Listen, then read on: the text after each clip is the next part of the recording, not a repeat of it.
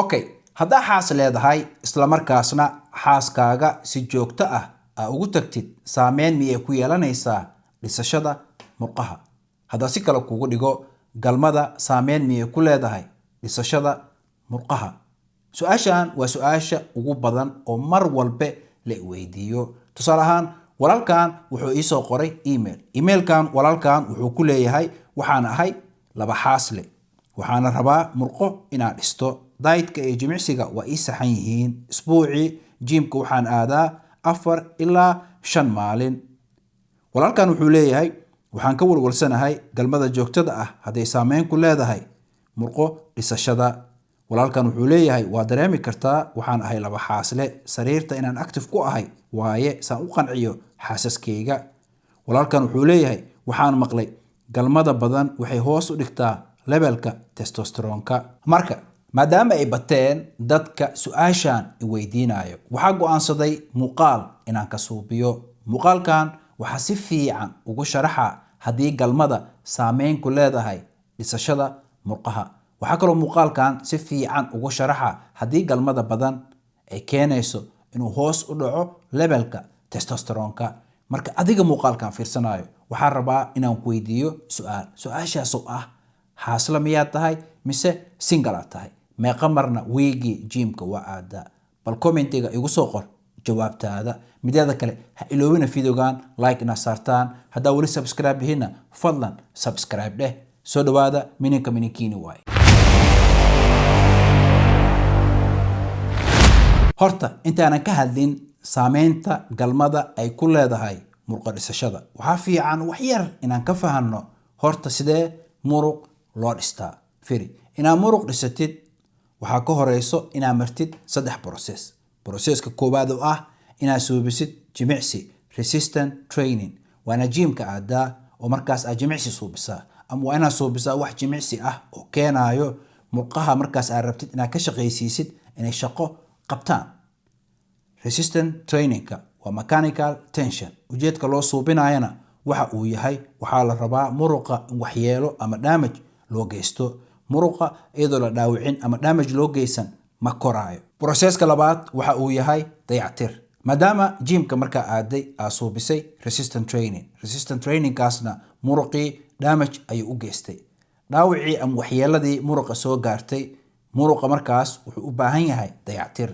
jirka wuxuu suubinaa dayactirkaas waxaa kaalin weyn ka qaadanayo amino acidka ka imaanayo brotiinkii aad cuntay. dayactirkaas waxaa kaloo kaalin weyn ka qaadanayo hormoniska ah testosterone iyo growth hormone. wejiga saddexaadna waa nasashada. nasashada waa muhiim. recoveryga aad ayuu muhiim u yahay markaad dhisanaysid muruq. firi, markaa jimka joogtay jimicsigaa suubisay, jimicsigaasna wuxuu keenay muruqa inuu waxyeelo ama damage u geysto. maadaama muruqa waxyeelo loo soo geystay, wuxuu u baahan yahay in la siiyo jaanis uu ku nasto si uu u raysto. markuu raysto kadibna ayuu weynaanaa. xasuusnow, muruqa meesha uu ku weynaanayo waa nasashada. marka muruq la dhisaayo, 3dan process ayaa la maraa: jimicsi, dayactir oo nafaqada meeshan soo galayso, iyo recoveryga ama nasashada. maadaama hadda aan wax ka fahanay processka aad maraysid markaa murqa dhisanaysid, hadda waxaa la soo gaaray waqtigii aan isweydiin lahayn su-aasha ah, maxay tahay saameynta galmada ay ku leedahay murqo dhisashada? su-aashan jawaabteeda haddii aan soo gaabiyo waa maya.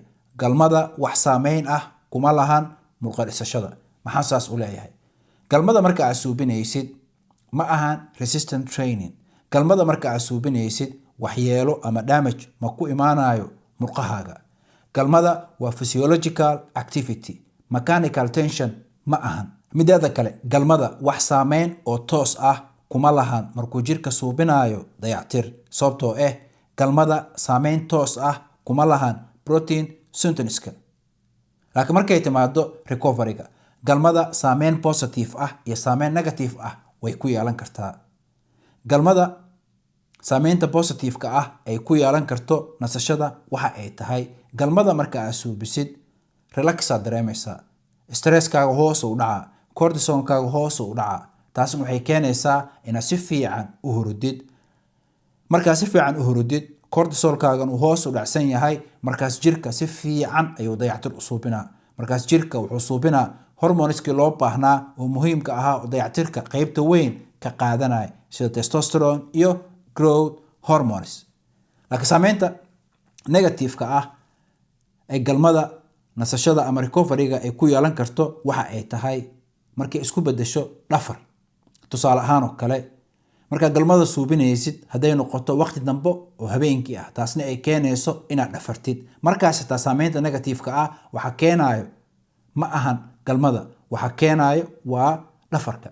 tusaale ahaan oo kale xaasaa leedahay, ciyaala leedahay, ciyaalkiia soo jeedo, waxaa rabtaa islaantaada inaad la kulantid, laakiin ciyaalkiia soo jeedo, waxaa sugaya ciyaalka intay ka seexanayaan, markaasna waqti dambe ay noqonaysaa. markaas kadib haddii aad galmada sii suubisid oo habeenkaas saas ku dhafartid, markaas saameyntaas dadban way ku yeelan kartaa murqa dhisashada ama recovery-ga, laakiin saameyn toos ah ay ku leedahay ma jirto. marka maadaama hadda aan wax ka fahanay inaysan jirin wax saameyn oo toos ah ay galmada ku leedahay murqa dhisashada, hadda waxaa la soo gaaray waqtigii aan isweydiin lahayn su-aasha ah, haddii aad suubiso galmo badan levelka testosteronkaaga hoos miyuu dhacaa? meeshan waa meesha dad badan ay isku khaldaan. firi, ninka ragga ah markuu galmada suubiyo biyaha ay ka yimaadaan, haa, levelka testosteronkiisa waxyar hoos ayuu dhacaa, laakiin hoos u dhacaas ma ahan mid joogto ah, markiiba meeshiisi ayuu kusoo laabanaa. ragga qaar markay galmada suubiyaan ee biyaha ka baxaan, levelka testosteronkooda hoos u dhacaa. 10 daqiiqo kadib ragga qaar meeshiisa ayuu kusoo laabanaa. ragga qaarna saacado ayay qaadanaysaa levelka testosteronkooda inuu meeshiisi kusoo laabto, oo qofka ayay ku xiran tahay.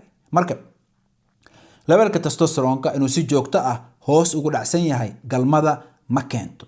levelka testosteronka inuu si joogto ah hoos ugu dhacsan yahay waxyaabaha keeno waxaa ka mid ah balwada, hurdo xumida, stresska, nafaqa xumida, jimicsi la'aanta iyo cayilka. waxyaabahaas ayaa keeno in levelka testosteronka uu si joogto ah hoos ugu dhacsan yahay.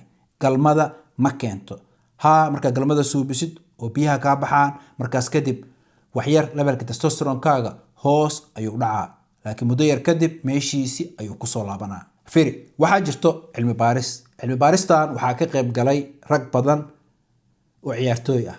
raggan waxaa laga qaaday fitness test. intaa fitness testiga laga qaadin, raggan galmay suubiyeen. galmada markay suubiyeen 24 saac kadib waqtigay galmada suubiyeen ayaa waxaa laga qaaday fitness test.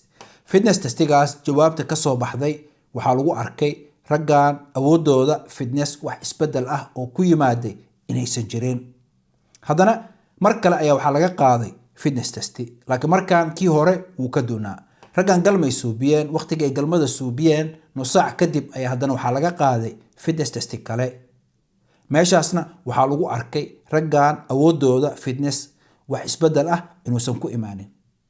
meeshaas waxaa ka cad ninka ragga ee caafimaadka qaba galmada wax saameyn ah kuma yeelanayso awoodiisa fitness. midaada kale, aniga waxaan ku doodaa markaa xaaskaaga u tagtid kadib haddaad tacbaan dareemaysid oo laciif noqonaysid, markaas waxaa u baahan tahay coach Marioley inuu coach kuu noqdo. ani markaan ku leeyahay coach aan kuu noqonaa, macnaheeda ma ahan inaan barnaamij kuu soo diro oo meeshaas iskugu ka dambeynayso. processka dhan waa kula soconaa, wax walba anaa soo diyaarinayo. adi waxaa lagaa rabaa bes shaqadii aan kuu diray inaad qabatid, islamarkaasna warbixin isoo siisid. marka haddaad rabtid isbedel dhab ah inaad suubisid, waxaa igala soo xiriiri kartaa emailkan, ama waxaa si toos ah igala soo xiriiri kartaa website-keena. saa gadaasheeda ka arkaysiin waxaa ka muuqdo supplements badan oo kala duwan.